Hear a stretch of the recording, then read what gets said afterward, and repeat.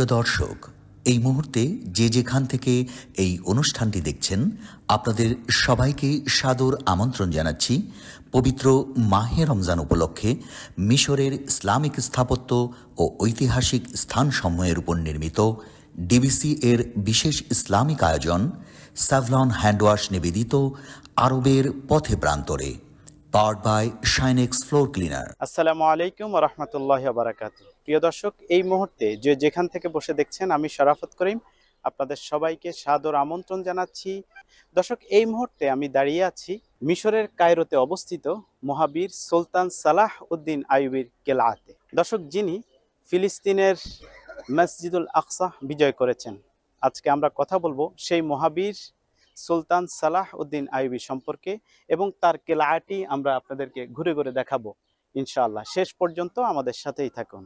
সুপ্রিয় দর্শক ও শ্রোতা, আজকের পর্বে আপনাদেরকে আমরা নিয়ে এসেছি অকুতোভয় বীর সেনানী মহাবীর গাজী সুলতান সালাহ উদ্দিন আল আইয়ুবের ঐতিহাসিক কায়রোর কেল্লাতে, যেটাকে সালাউদ্দিনের দুর্গ বা কায়রোর দুর্গ বলা হয়। আরবিতে কেলাত সালাউদ্দিন বা সিটাডিল অফ সালাদিন বলা হয়।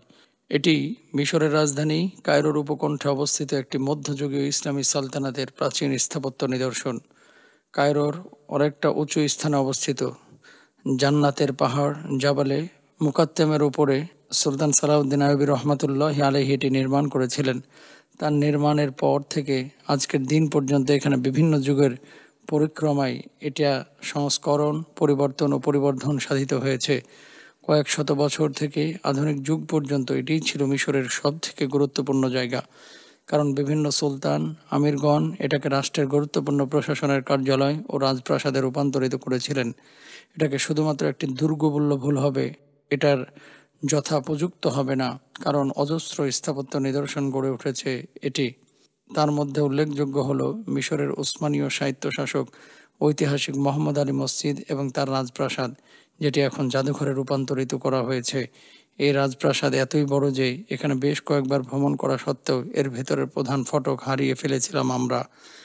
রাজপ্রাসাদের নিচতলায় রয়েছে মিশরীয় সামরিক মিউজিয়াম, যেখানে চোখে পড়বে ফারাও থেকে বর্তমান যুগ পর্যন্ত মিশরে মানব সভ্যতার নানা যুগে নানা যুদ্ধে ব্যবহৃত বিভিন্ন অস্ত্র সামগ্রী, রাজপ্রাসাদের তৎকালীন সময়ের নানান নিদর্শনাবলী।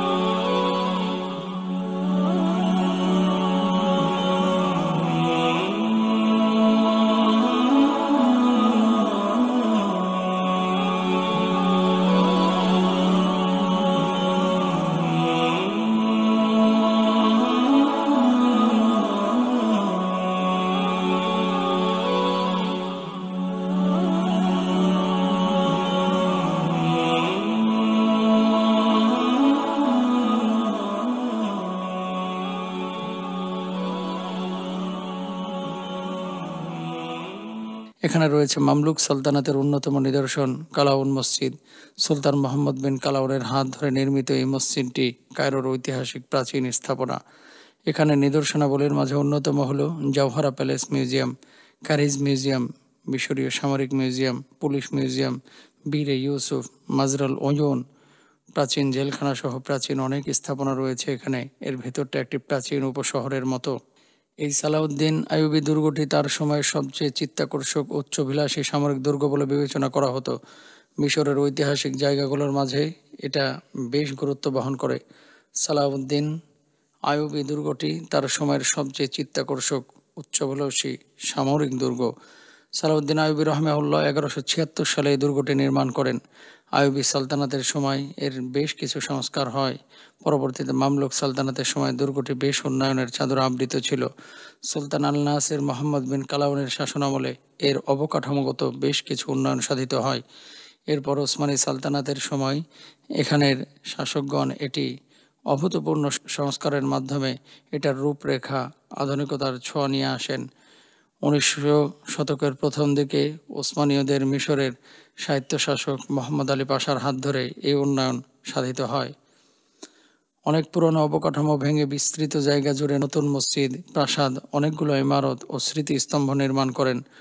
বর্তমান দুর্গের যে রূপটি দেখতে পাচ্ছেন, এটার অনেকটা অবদান মোহাম্মদ আলী পাশার। 20 শতকে ব্রিটিশরা এটি দখল করে নেয়, এখানে তাদের প্রশাসনিক কার্যক্রম পরিচালনা করে এবং এরপর আধুনিক যুগে এসে 1983 সালে জনসাধারণের ভ্রমণের জন্য এটি উন্মুক্ত করে দেওয়া হয়।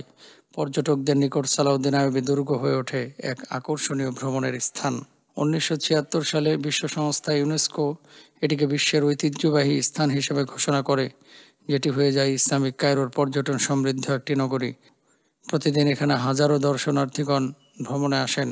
মিশরের বিশ্ববিদ্যালয়, কলেজ ও স্কুল ও বিভিন্ন শিক্ষা প্রতিষ্ঠান থেকে এখানে প্রতিষ্ঠানের আয়োজনে প্রতিনিয়ত শিক্ষার্থীদের এনে শিক্ষা সফরে নিয়ে আসেন নতুন প্রজন্মকে ইতিহাসের সাক্ষী করতে।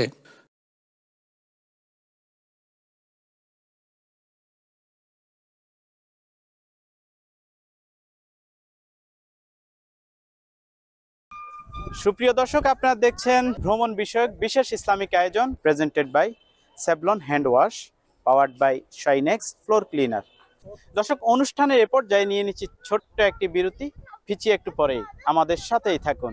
প্রিয় দর্শক, বিরতির পর আবারও সবাইকে স্বাগত জানাচ্ছি। আপনারা দেখছেন ভ্রমণ বিষয়ক বিশেষ ইসলামিক আয়োজন presented by Savlon hand wash, powered by Shinex floor cleaner. দর্শক, চলুন আমরা অনুষ্ঠানের বাকি অংশটুকু দেখে আসি।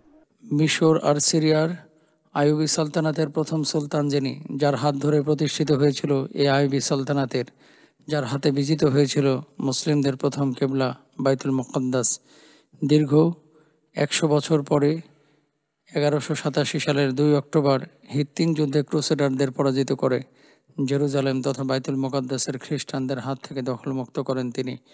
ক্রুসেড যুদ্ধের মহানায়ক। 1095 থেকে 1291 পর্যন্ত প্রায় 2 শতাব্দী ধরে চলা ক্রুসেড যুদ্ধের অবসান ঘটান যিনি। সালাউদ্দিন আল আইয়ুবীকে পশ্চিমা বিশ্ব চিনে সালাদিন নামে। আইয়ুবী রাজবংশের প্রতিষ্ঠাতা সালাউদ্দিন আল আইয়ুবী ক্রুসেডারদের বিরুদ্ধে ছিলেন অকুতোভয় এক বীর সেনানী। জীবনের প্রতিটি সময় ইসলামের বাণী উড্ডীন করার জন্য, ইসলামের পতাকাকে সমুন্নত করার জন্য নিজেকে উৎসর্গ করেছেন। ক্রুসেডারদের বিরুদ্ধে তিনি অসংখ্য সেনা অভিযান করেছেন। সুলতান সালাউদ্দিন আইয়ুবী জন্মগ্রহণ করেছিলেন 1137 সালে ইরাকের বর্তমান তিকরিত ও মাসুল শহরের মাঝামাঝি বারিন কেল্লাতে এক কুর্দি পরিবারের কোল ঘেঁষে। তার নাম ছিল মূলত ইউসুফ। সম্মানসূচক উপাধি হলো সালাহ আদ-দিন, যার মানে ধর্মের পূর্ণতা। সালাহ উদ্দিনের বাবা ছিলেন নাজিম উদ্দিন আইয়ুব। সালাউদ্দিন বড় হয়ে ওঠেন সিরিয়ার দামেস্কে। সালাউদ্দিন ইউক্লিড, জ্যামিতি, গণিত, আইনশাস্ত্রে জ্ঞান অর্জন করেন, কোরআন শিক্ষা করেন। সেই সাথে ধর্মতত্ত্ব নিয়ে তিনি পড়াশোনা করেন। আরব ইতিহাস, আরবি ঘোড়ার বংশ ইতিহাস সম্পর্কে তিনি জ্ঞান অর্জন করেন। তিনি কুর্দি ও আরবি ভাষায় পারদর্শী ছিলেন। জ্ঞান, বুদ্ধিমত্তা, সততা আর সাহসিকতা তাকে ধীরে ধীরে অমর ব্যক্তিত্বে পরিণত করে। এই মহান সুলতান সিরিয়ার রাজধানী দামেস্কে 1193 সালে ওফাত গ্রহণ করেন। দামেস্কের ঐতিহাসিক উমাইয়া মসজিদ সুলতান সালাউদ্দিনের সমাধি রয়েছে। আল্লাহ আপনি আপনার সালাউদ্দিনকে জান্নাতে সুউচ্চ আসনে সমাসীন করুন।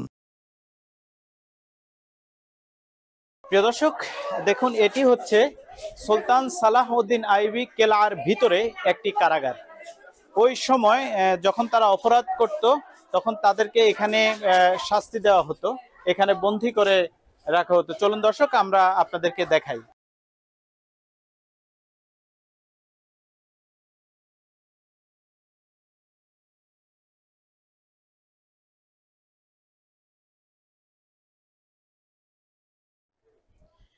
প্রিয় দর্শক, এতক্ষণ যাবৎ আপনারা দেখছিলেন ভ্রমণ বিষয়ক বিশেষ ইসলামিক আয়োজন। দর্শক, দেখতে দেখতে আমরা অনুষ্ঠানের একেবারে শেষ প্রান্তে চলে এসেছি। আজকের মতো বিদায় নিচ্ছি মহাবীর সুলতান সালাহউদ্দিন আইয়ুবীর কেলা থেকে। ইনশাআল্লাহ আগামীকাল আবারও একই সময় একই চ্যানেলে নতুন আরেকটি পর্ব নিয়ে আপনাদের সামনে হাজির হব। সে পর্যন্ত আল্লাহ সুবহানাহু ওয়া তাআলা আমাদের সবাইকে ভালো রাখুক, সুস্থ রাখুক। আসসালামু আলাইকুম ওয়া রাহমাতুল্লাহি ওয়া বারাকাতুহু।